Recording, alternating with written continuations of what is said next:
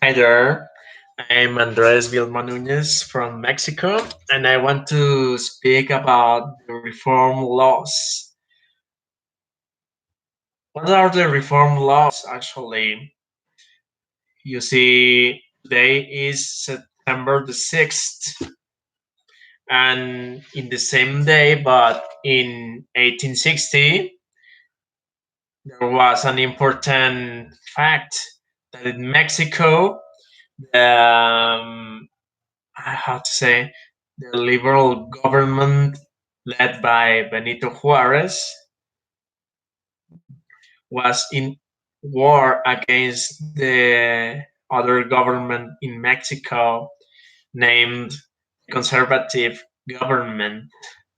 If you want to see the situation like this, there were two governments in a civil war in Mexico, a civil war that here we call it how to say um,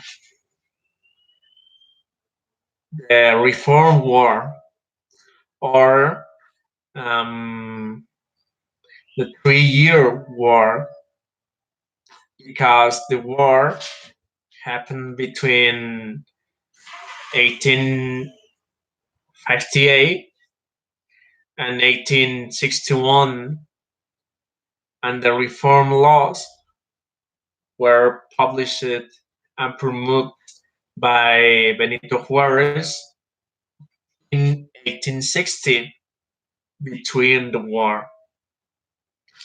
But this declaration was made not at Mexico City, the capital of the country. It was made in the city of Guanajuato in Mexico. You see, there were two governments, and the liberal government led by Juarez was in exile because the capital city that was Mexico is Mexico City actually was occupied by the conservatives, and the liberals had to escape and establish a government in Guanajuato and in another moment at Veracruz, here in Mexico too. Um, but why I have to remember these reform laws? Why laws were too important for us? Are too important for us today because the impact these laws um, have today is not over. Actually, these laws have vigency in our actual constitution. There was a liberal constitution declared at uh, 1857, 57, sorry. Um, you see, speaking in English is very difficult for me right now. I had to practice very well because I'm actually certificated by the TOEFL IBT exam, but I have to practice my speaking and listening because these were my, I have to say, my less valued skills at the exam. My speaking is not very good. I can write English very well, but and read it very well, but I cannot listen and I cannot speak very well, and I have to practice. So that's why I'm talking about the reform laws today for you. I hope you can understand, but it's just for practicing. But if you can learn something new of this explanation I'm trying to give in English, that's good for me. And you can watch my other explanation in Spanish, my native language in my Facebook profile, my biography. You can find me in Facebook as Andres Bielma Núñez, and that's all about that. I will keep with I'll keep explaining this situation. Reform laws are too important because of one thing. The main purpose of these laws was to separate the political power of the government from religious or ecclesiastical power from the Catholic Church. You see, in history, the Catholic Church had too much power. The institution was the main political muscle in Mexico. You have to watch that our independence process was led by the Catholic Church. Miguel Hidalgo and Jose Maria Morelos y Pavon were priests, and they were the first advocates for independence in Mexico. So we had to pay a lot of attention on this. The Catholic Church wanted independence in Mexico because in Europe, Spain was being invaded by France, the French Empire, led by Napoleon Bonaparte. And what happened with this? You see, the Catholic Church had enormous power with with the absolutist monarchy. How to explain this? Napoleon was an emperor, but uh, but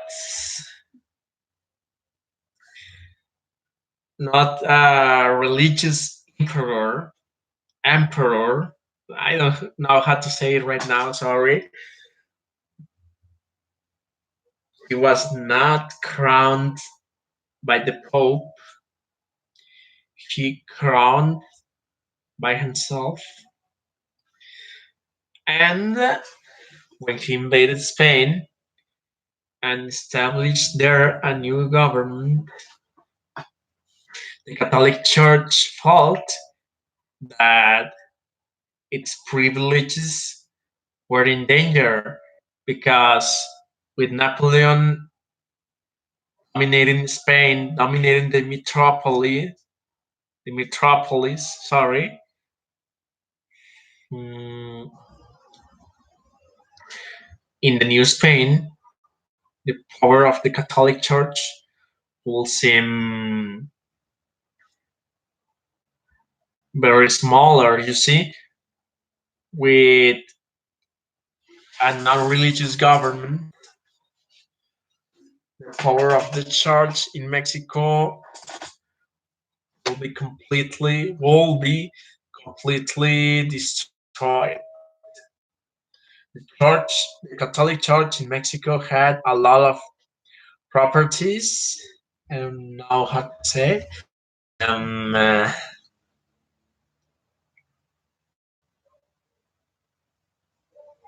a lot of terrains, land,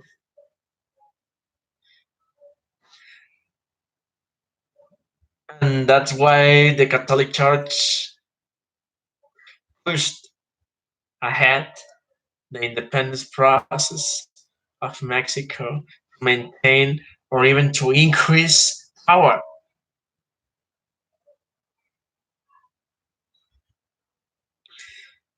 So until 1855,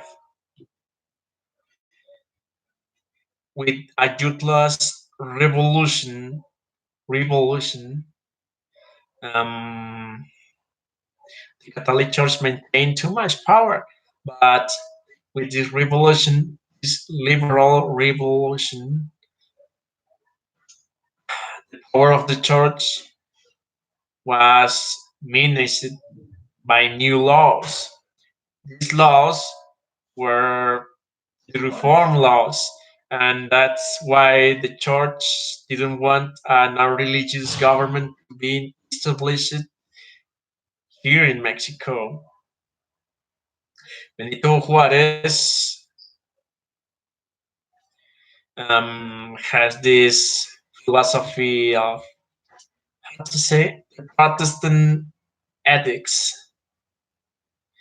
What are the Protestant ethics? You see, there are two main ideologies, sorry, in Mexico's history: the Catholic ideology and Protestant ethics.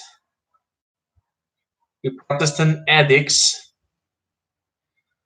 the thing that is in the middle, on the center of this universe, this ethical universe, is labor, working hard. When you work hard, you can enjoy progress. You can move socially, talking about a social scale.